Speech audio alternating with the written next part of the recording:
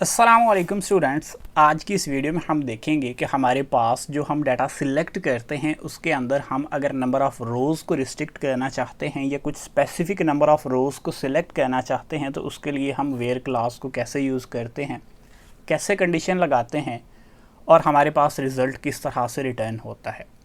अब तक हमने जितनी भी क्यूरीज लिखी हैं उसके अंदर हमने नंबर ऑफ़ कॉलम्स को तो रिस्ट्रिक्ट किया है मगर नंबर ऑफ़ रोज़ को हमने रिस्ट्रिक्ट नहीं किया। मिसाल के तौर पे हमने सबसे पहली जो क्यूरी लगाई थी उसमें हमने ना तो नंबर ऑफ़ कॉलम्स को रिस्ट्रिक्ट किया था और ना ही हमने नंबर ऑफ़ रोज़ को रिस्ट्रिक्ट किया था। अगर हम लिखते हैं सिलेक्ट स्टैटिक फ्रॉम एम, उस सिचुएशन के अंदर हमारे पास तमाम रोज़ और तमाम कॉलम्स रिटर्न होते हैं। हमारे पास जो टेबल है एम्प्लॉय का जिसको एम्प के नाम से सेव किया गया है, इसके अंदर हमारे पास टोटल 8 नंबर ऑफ़ कॉलम्स हैं और 14 नंबर ऑफ़ रोज़ हैं। अगर हम सिलेक्ट स्टैटिक फ्रॉम एम्प लिखते हैं तो तमाम कॉलम्स सिलेक्ट होते हैं और तमाम रोज़ भी सिलेक्ट होती हैं। अगर हम नंबर ऑफ़ कॉलम्स को रिस्ट्रिक्ट करना चाहते हैं तो उसके लिए हम सिलेक्ट के बाद सिर्फ उन कॉलम्स का नाम लिख देते हैं जिनको हम सिलेक्ट करना चाहते हैं। मैं यहाँ पे ई नेम, जॉब और सैलरी इन 3 कॉलम्स को लिखता हूँ तो मेरे पास रिज़ल्ट में सिर्फ ये 3 कॉलम्स ही रिटर्न होंगे। लेकिन अभी भी मेरे पास जो नंबर ऑफ़ रोज़ हैं वो 14 ही हैं। अगर मैं नंबर ऑफ़ रोज़ को रिस्ट्रिक्ट करना चाहता हूँ तो मैं सिलेक्ट और फ्रॉम इन दोनों में से किसी क्लॉज़ के अंदर ये काम नहीं कर सकता। उसके लिए हमारे पास अलग से एक क्लॉज़ दिया गया है जिसको वेयर क्लॉज़ कहा जाता है। सिलेक्ट के अंदर हम सिर्फ़ और सिर्फ नंबर ऑफ़ कॉलम्स को रिस्ट्रिक्ट कर सकते हैं कि कितने कॉलम्स हमें रिज़ल्ट में शो होने चाहिए।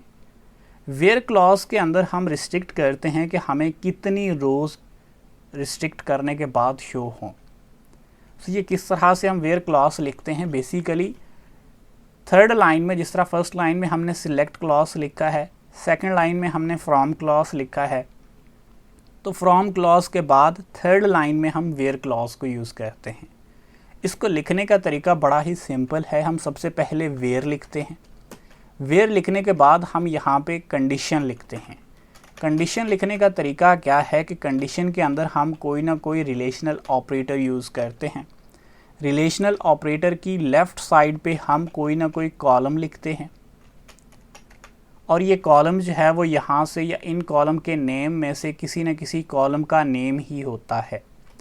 उसके बाद हमारे पास 6 रिलेशनल ऑपरेटर या कंपैरिजन ऑपरेटर हैं जिनमें लेस देन है, उसके बाद ग्रेटर देन है, लेस देन इक्वल टू है, ग्रेटर देन इक्वल टू है,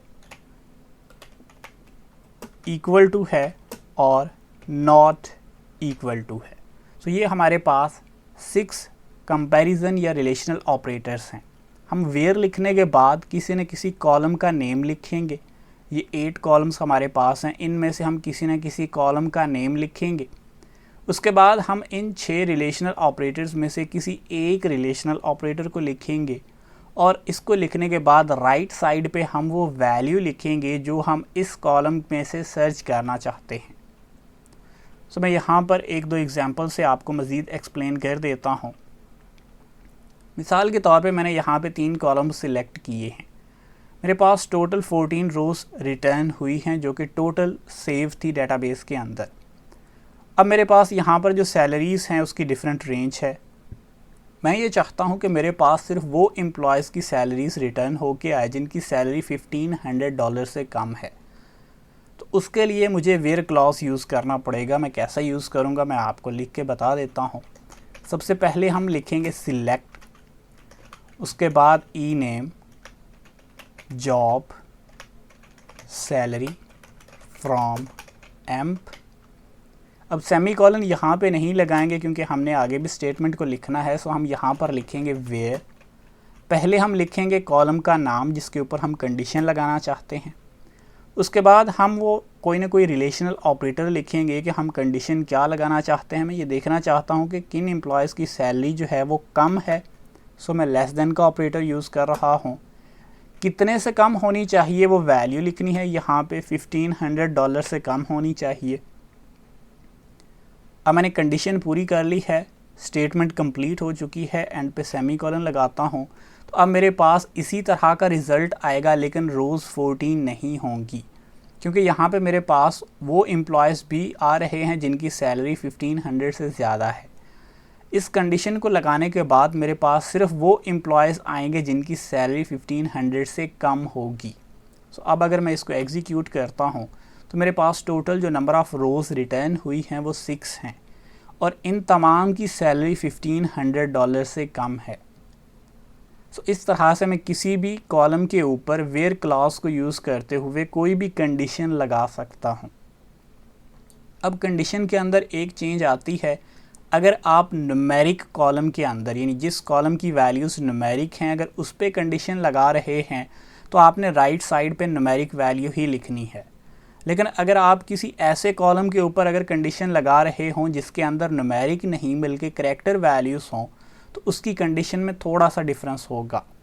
اس سچویشن کے اندر آپ نے باقی ساری چیزیں ویسے ہی لکھنی ہیں، سلیکٹ ای نیم ویسے ہی آئے گا، اس کے بعد جاب اور سیلری ہی آئے گا، فرام کے اندر ایمپ ہی آئے گا۔ ویئر کلاس کے اندر آ کے ایک چیز جو چینج ہوگی وہ یہ ہے کہ آپ کالم کا نام لکھنے کے بعد جو رائٹ سائڈ پہ ویلیو لکھیں گے جس کے ساتھ آپ اس کی ویلیوز کو میچ کرنا چاہتے ہیں وہ آپ سنگل کوٹ کے اندر لکھیں گے، پہلی چیز۔ دوسری چیز کہ ہمارے پاس جاب کے اندر جو ویلیوز سیو ہیں وہ کیپٹل لیٹرز کے اندر ہیں، آپ نے سنگل کوٹ کے اندر اگر کیپٹل ویلیو لکھیں گے تو وہ جاب کے ساتھ میچ ہو سکے گی۔ اگر آپ نے یہاں پہ لوور کیس ویلیوز لکھ دیں تو جاب کے اندر چونکہ ویلیوز اپر کیس کے اندر ہیں یا کیپٹل لیٹرز میں ہیں تو وہ میچ نہیں ہوں گی۔ ان دو باتوں کا خیال رکھنا ہے، پہلا کہ سنگل کوٹ کے اندر لکھیں گے ویلیو اگر کریکٹر ویلیوز ہیں کالم کی، دوسرا اگر کالم کی ویلیوز اپر کیس کے اندر ہیں تو کوشش کریں یہاں پہ اپر کیس کے اندر ہی لکھیں، اگر کالم کے اندر ویلیوز لوور کیس میں ہیں تو پھر آپ یہاں پہ لوور کیس کے اندر ہی لکھیں گے۔ ہمارے اس کیس میں ہمارے پاس جو ویلیوز ہیں وہ اپر کیس کے اندر ہیں، میں سنگل کوٹ کے اندر اپر کیس لیٹرز ہی لکھوں گا، اور میں جاب سلیکٹ کرتا ہوں کلرکس کی کہ میرے پاس کتنے ایسے لوگ ہیں جو ایز اے کلرک کام کر رہے ہیں۔ اب میرے پاس یہاں پہ اسٹیٹمنٹ کمپلیٹ ہو چکی ہے، میں اینڈ پہ سیمی کولن لگاتا ہوں، اور اب اس اسٹیٹمنٹ کو میں ایگزیکیوٹ کرتا ہوں تو میرے پاس اب 14 روز سلیکٹ نہیں ہوں گی بلکہ صرف اور صرف وہ لوگ سلیکٹ ہوں گے جن کے جاب کے کالم کے اندر ویلیو کلرک ہوگی۔